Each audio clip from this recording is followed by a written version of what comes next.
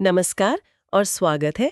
आज हम बात कर रहे हैं स्टेट बैंक ऑफ इंडिया मतलब एसबीआई की अनुकंपा नियुक्ति योजनाओं पर। जी। ये वो योजनाएं हैं जो उन परिवारों के लिए हैं जिनके कमाने वाले सदस्य की बैंक में सेवा के दौरान मृत्यु हो जाती है या वो समय से पहले रिटायर हो जाते हैं। बिल्कुल। और हमारी आज की ये जो बातचीत है ये 3 खास दस्तावेजों पर आधारित है।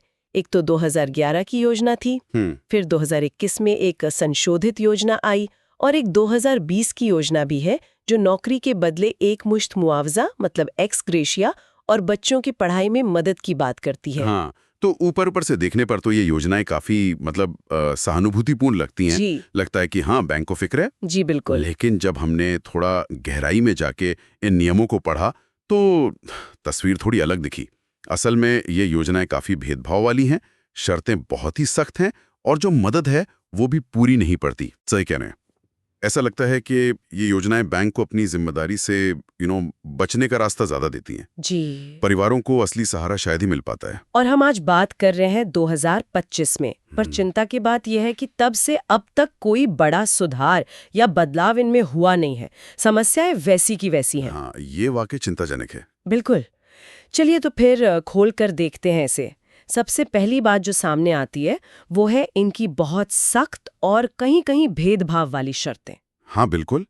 अगर हम वो 2011 वाली पहली योजना देखें तो उसमें साफ लिखा था कि अनुकंपा नौकरी सिर्फ 2 ही असाधारण मामलों में मिलेगी। अच्छा, कौन से दो? एक तो ये कि अगर कर्मचारी की मौत ड्यूटी पर किसी हिंसा, आतंकवाद या डकैती में हो जाए, और दूसरा अगर मौत नौकरी लगने के पहले 5 साल के अंदर हो जाए या 30 साल की उम्र से पहले, और पीछे पत्नी या नाबालिग बच्चे हों। अब आप सोचिए, बैंक में इतने सारे कर्मचारी हैं, कितने परिवार इन 2 शर्तों में आएंगे? बहुत कम। ज्यादातर मौतें तो आप जानती हैं, बीमारी से, हार्ट अटैक से, किसी एक्सीडेंट में, या दुख की बात है आत्महत्या से होती हैं। हाँ। और बहुत से लोग, खासकर रिजर्व्ड कैटेगरी वाले, वो तो 30 के बाद ही नौकरी शुरू करते हैं। तो ये 2011 वाली योजना ने तो शुरू में ही लगभग आप कह सकते हैं 99% जरूरतमंद परिवारों को बाहर कर दिया था। बाप रे, 99%? ये तो बहुत ज्यादा है। हाँ, आंकड़ा लगभग यही बैठता है। फिर 2021 में योजना को थोड़ा बदला गया, दायरा बढ़ाया। अच्छा, क्या बदलाव हुए? इसमें कहा गया कि ठीक है, सेवा में किसी भी कारण से मौत हो, आत्महत्या भी शामिल, या 55 साल से पहले कोई मेडिकल ग्राउंड पर रिटायर हो तो विचार करेंगे। सुनने में तो ये अच्छा लगता है। हाँ, ये तो सुधार लगता है। लेकिन यहीं एक नई बहुत कड़ी शर्त जोड़ दी।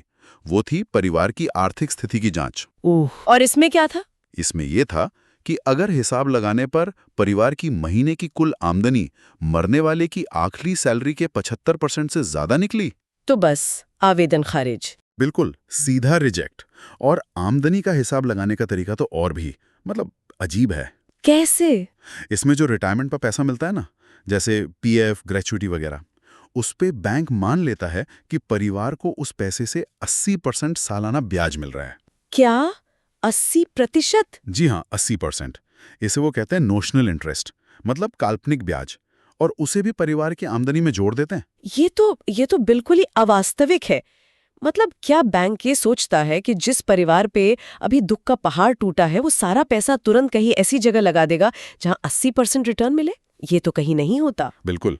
यह हिसाब ही ऐसा है कि कई जरूरतमंद परिवार सिर्फ कागजों पर अमीर दिखते हैं और मदद से रह जाते हैं। और साथ में वो 2020 वाली योजना भी है कि नौकरी ना लो, एक मुश्त पैसा ले लो, 12 लाख से 30 लाख तक पद के हिसाब से। हाँ, एक्स ग्रेशिया। पर सवाल वही है, क्या आज की महंगाई में जब कमाने वाला ही नहीं रहा तो ये 12 या 30 लाख रुपए एक परिवार को कितने दिन सहारा देंगे? सही बात है। तो इन सब शर्तों का नतीजा ये है कि शायद ही कोई इन योजनाओं का फायदा ले पाता है। बैंक अक्सर सुप्रीम कोर्ट के एक पुराने फैसले का हवाला देता है, उमेश कुमार नागपाल केस का। हाँ, मैंने सुना है उसके बारे में। कि अनुकंपा नियुक्ति सिर्फ तत्काल संकट से उभारने के लिए है, कोई रेगुलर भर्ती नहीं।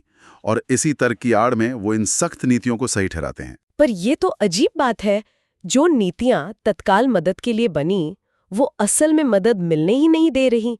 ये तो असंवेदनशीलता लगती है। बिल्कुल। यहाँ दिलचस्प बात यही है कि कैसे तत्काल मदद के नाम पर बनी नीतियां ही मदद की राह में सबसे बड़ा रोड़ा बन जाती हैं। जिस तरह से ये गणना होती है और जितनी सीमित परिभाषा है मदद की, उससे ये पक्का हो जाता है कि मदद बहुत ही कम लोगों तक पहुंचेगी। ये तो शर्तों की बात हुई, लेकिन एक और बहुत गंभीर मुद्दा है, वो है कोविड से हुई मौतों और सामान्य कारणों से हुई मौतों के बीच का फर्क। ये कैसे जायज हो सकता है? हाँ, ये एक बहुत बड़ा सवाल खड़ा करता है। 2021 की जो संशोधित योजना आई ना, उसमें एक खास बात थी क्या? कि कोविड-19 से मरने वाले कर्मचारियों के परिवारों के लिए इस योजना को पिछली तारीख से लागू कर दिया गया, 24 मार्च 2020 से। ओह अच्छा, मतलब रेट्रोस्पेक्टिव इफेक्ट। जी, बिल्कुल, रेट्रोस्पेक्टिव।